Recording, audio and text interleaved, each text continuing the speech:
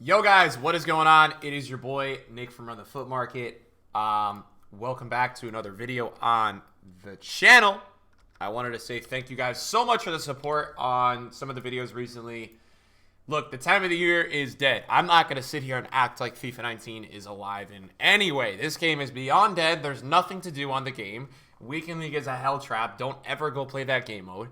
And yeah, to be honest, it's dead, and that's all it is. So, to the guys that have been asking about my channel content, what we're going to do, September 1st is officially when I'm going to start completely FIFA 20 content. There may be some here and there's, mixed back and forth, guys, between what I do, but for the most part, FIFA 20 content for me is September 1st. I can't talk about the beta, which sucks, because I would love to, but I'm going to do a little bit of a series on the channel for the next week or so, just to keep the uploads flowing for you guys, just to keep things on the channel rocking before we get to FIFA 20.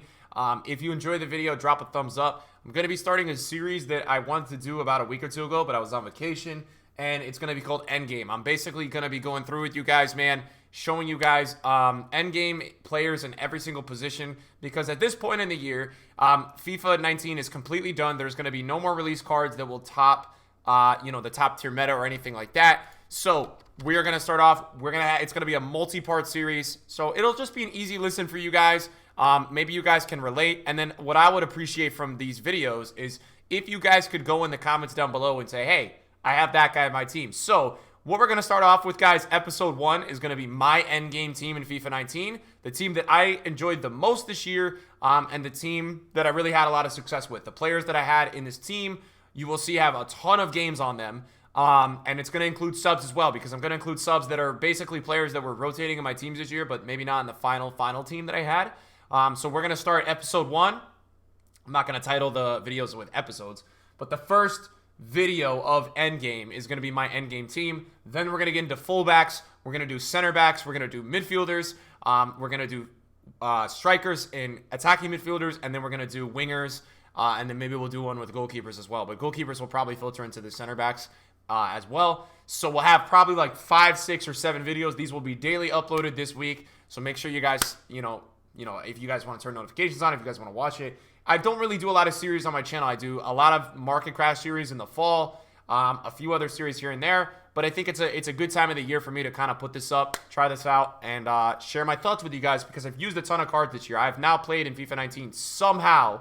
In this tragic game, I have played, almost 1,800 games, so 1,700 games. So I've played with a lot of players. So this is going to be my endgame team. It's a 4-5-1 to start off with.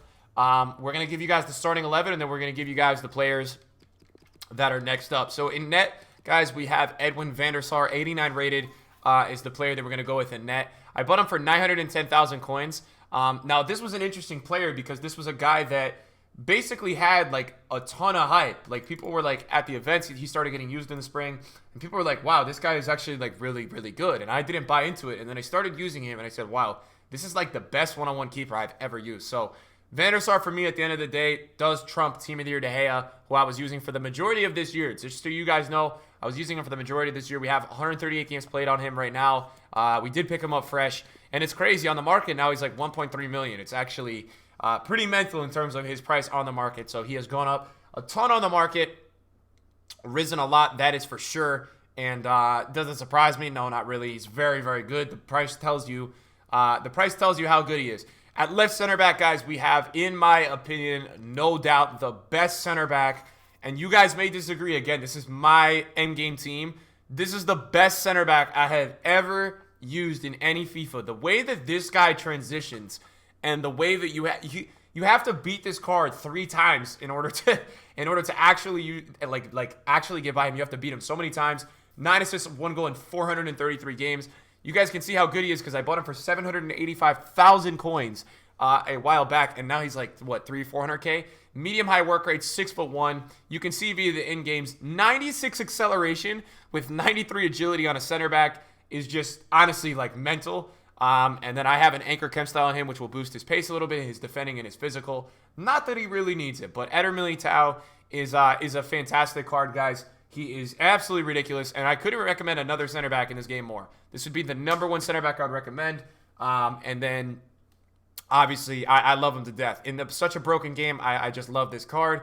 At right center back, guys, We are going to go with a player that was in my 30-0 team this year, and I started to really get along with at the end of the year, and I think he 100% fits into my endgame team. No questions asked. We've got Rio Ferdinand's prime card. We've now got 133 games on him. And you know what's really funny about this card, guys, is like his card is not like amazing. It's good. It's medium, 6'2". Medium is not ideal for center back. You kind of want medium high. Or, high highs. You want the high defensive work rate. And he's got 83 pace, 91 defending, 86 physical. So when you look at him compared to Militao, he doesn't look that good. But this just further proves my point that icons are just broken. Because this guy knows how to body. He gets in the right positions. He has 60 agility and 57 balance, and he doesn't feel clunky. And I think the 93 composure has to do with that. Just a really solid center back. I'm not the biggest fan of Van Dijk because I feel like at times for me, Van Dijk's a little clunky. So I do really like him a lot, man. And there's another center back that I'll tell you guys, and you guys already know who it is, that was in my team for a long time this year. But I think Ferdinand, for me, at the end of the day, is gonna get that. He's gonna get the nudge at that position. So at left back, we have probably my favorite fullback that I've ever played with any installment of FIFA, and you guys will see why when we go into the tactics. Alex Telles, such a good card. 31 goals and 69 assists in 500 games. That is crazy for a fullback. And I really tried to, emulate a style of modern football with this guy because I was getting him to go forward a lot. It was a lot of fun using this card this year. High, medium, 2-star weak foot, 3-star skills is what you have there. 5'11" as well. So the weak foot at times is a little bit annoying on this card because he does like the fadeaway passes. And that's not the best, but overall a really, really good card. 94 pace, 92 defending, 87 physical, 94 passing, 91 dribbling. And then you look at some of the in-games. What's really impressive is the shot power at 94 and the long shots at 88, which means he's going to be able to bang the ball. He's got great acceleration, great sprint speed. Crossing is very good. And then I've currently got an anchor on him to boost some of the defending and physical stats because the only downside of this card is the strength of 76, but the chem style definitely helps out a bit. So Telles is going to be my endgame left back. My endgame right back, guys, is not actually a right back. It is actually going to be Ferland Mendy. And when I reviewed this card, I actually didn't love him, but now I started to really get along with him.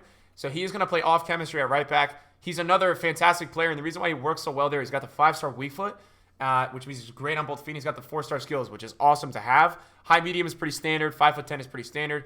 You got 98 acceleration with 95 sprint speed, 89 agility, 89 balance, 86 reactions, 89 ball control, 92 dribbling, and 89 composure. So this guy can really do it all, and I think something significant that you see with both my fullbacks is that they both have over 75 finishing, which means if you do get into an angle and you can green a shot, there's a very good chance that it will go in. So I've had good success with scoring goals with these guys when the opportunity presents itself. So that's been good for me.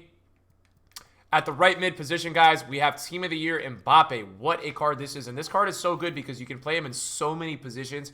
You can play him up at striker. In a 4-2-3-1, you can play that one striker. You could play him as a winger. You could literally play him anywhere. I actually think you could play him at a fullback position because his physical is so crazy. 4-star, 5-star, so the 5-star skills, you'll see that's a very, very big theme in my team.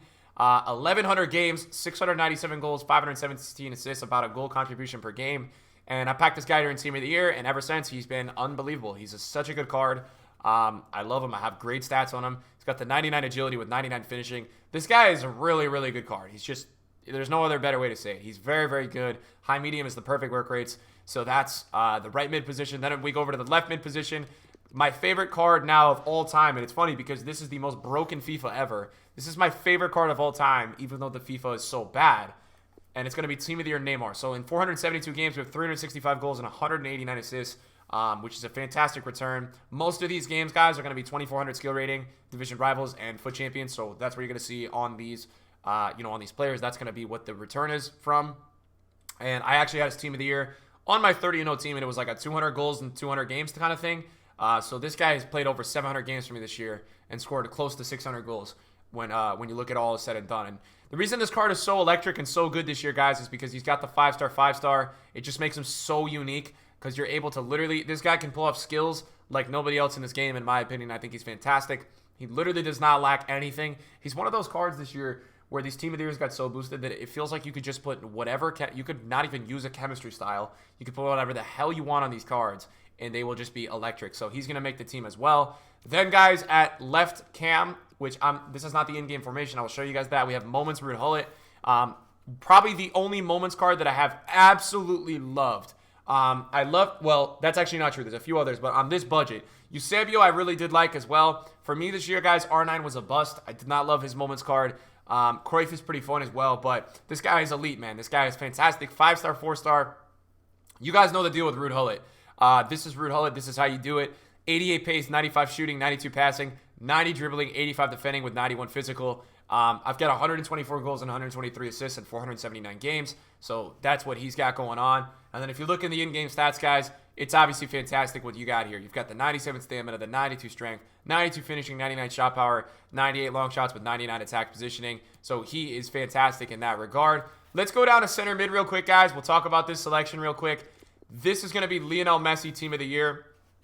Now, there's going to be some players off chemistry in this team. Please don't get mad about that. It's just how I play FIFA with the manager. This team is on 100 chemistry. Some of these players are so good that on 6 or 7 chem, it does not make a difference.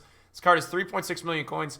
4-star, 4-star. Now, the thing that I loved with this guy this year that separated him from a lot of other players that I had tried, his ability to do the close dribbling was so good. And that's something that, with my gameplay style, I like to play possession-based around the box with a lot of close dribbling, and then I like to utilize my fullbacks to drag out the AI.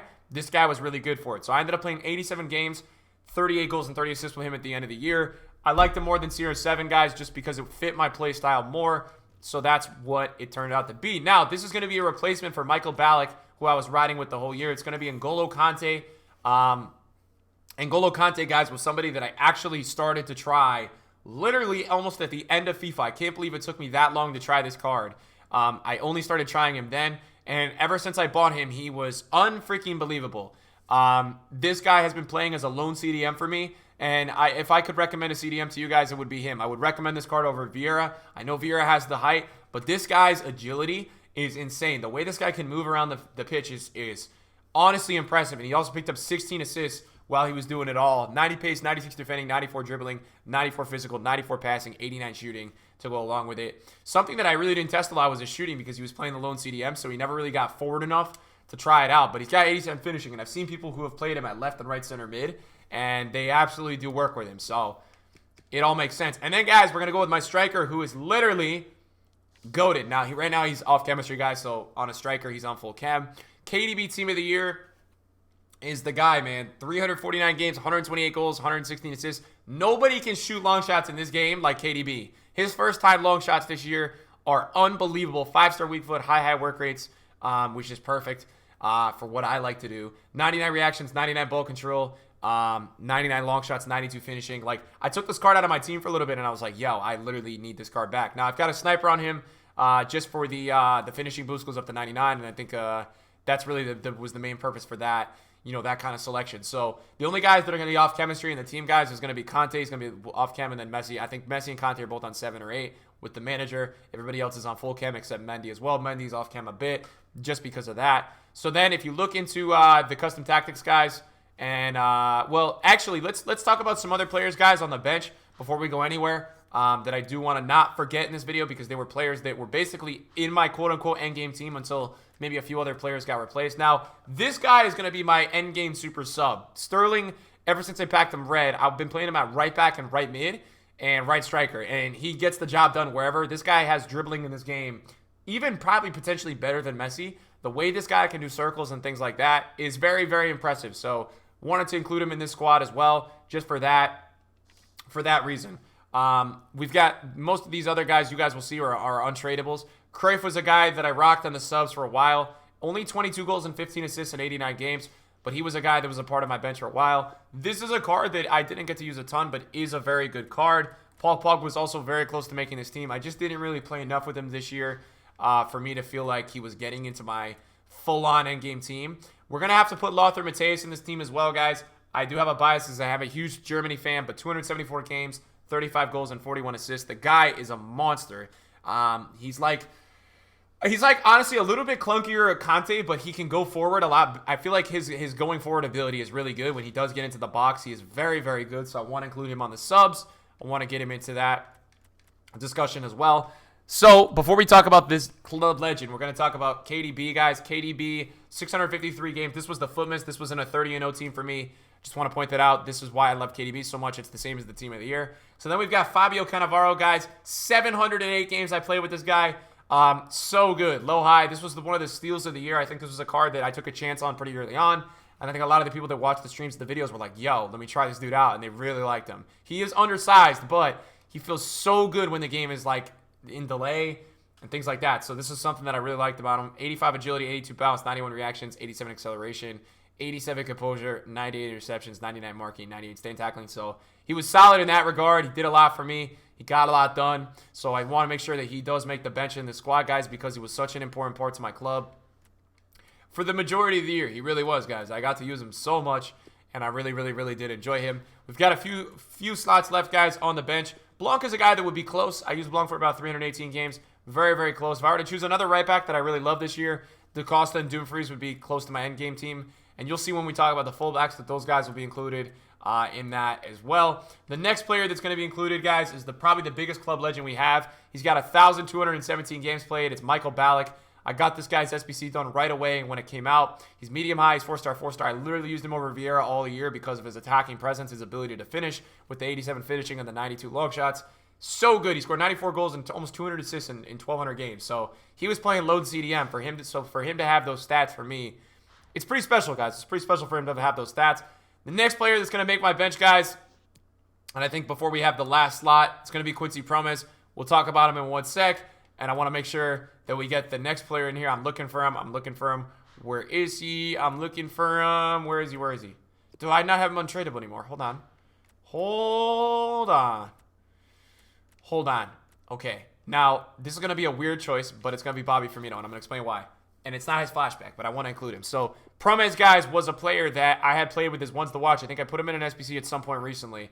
I love Promes, and this card is electric. I got this card with the foot swap, I think, for July. This guy is an absolute tank. I really, really, really enjoy him. And I think it's somebody that if you haven't tried out this year, you're really missing out. The finishing combined with the agility is so good. And then we've got Bobby Firmino as well, guys. Bobby Firmino has 118 goals, 141 assists in 445 games. And this guy was in my 30-0 team. So I wanted to make sure that he got included into this team because he's a club veteran, man. He really is. So this would be my bench if I had a bench. These would be the players that would be coming off the bench. This is how the starting 11 looks. So then we go into the custom tactics, guys. And there's two formations that at the end of the year I felt like I liked the most. My tactics that I really enjoyed doing at the end of the year was just pressure on heavy touch, 5 width, 5 depth, no drop back, no low depth. Balanced here, I'd have the width at 5, players in the box also at 5. On corners, I like to set it like this because with corners, then you're going to get that runner that's kind of at the edge of the box, which is very, very useful at times. So the main formation that I enjoyed the most this year, guys, was going to be the 4-1-2-2 narrow. It's something that I was really good at in FIFA 17. FIFA 18, I used it as well. And then this year I used it even with the 30-0 team. I got it with that and the time finesse meta. And then I kind of got sucked in and I switched to the 4-2-3-1. And I enjoyed it way less. I really didn't like it as much. It wasn't as good for me. So now I went back to this and I popped probably a bunch of, like 5 to 10 elite ones towards the end of the year. So that was really good. The way it lines up, guys, and the way that I lined it up at the end of the year was Conte as the lone CDM. Neymar actually was at left striker. Kind of how I rocked with it. Mbappe was right striker. I like Neymar being at striker, guys, for the reason that Neymar offered me like just that ability of pace to get by no matter who it was because of his high agility, his high acceleration, and his stock. Hulle played left center mid for the 5-star weak foot. It was really nice having 2 left and right center mids who had defensive capabilities but also had 5-star weak foots. It was amazing because going forward, their passes, their shots, everything like that was fantastic. So it was something that I really enjoyed this year. In that regard, they were so good in that way. Conte was good enough there. Militao literally never got beat. Tellez had that wide space to run. And then we've got Messi at cam, who was great at passing, man. Great. So the tactics lined up. The fullbacks stayed on balance, guys. I didn't touch the fullbacks. They were on balance the whole time when I adopted this formation about 4 months ago with the balanced fullbacks tactic.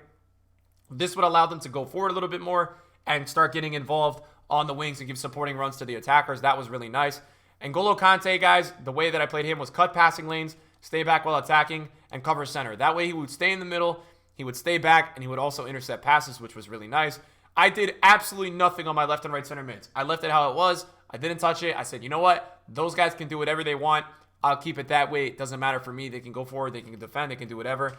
I really had Messi on basic until like the last 2 weeks that I was playing with this team, which was like a month ago. And then I had to change it to stay forward because Messi was medium, so Messi kept wandering back like he does sometimes in real life to come get the ball from my center backs, but it's FIFA. I don't want him there. And then I had get in behind on both strikers. And I also had aggressive interceptions, and I would say I would definitely try that if you are a guy that has players that have high stamina. Because what it's going to do is it's going to have your players up top just playing a little bit less like they're in mud, which is something that's very common in this game. It's very common for your players to want to just kind of like act like they're in mud and not really press a lot. So that was something as well there. And then another formation, guys, that I really enjoyed this year that I want you guys to understand and I want to talk about is actually a 6-depth formation. It's going to be one higher, so it's a little bit, quote-unquote, maybe a little bit more aggressive.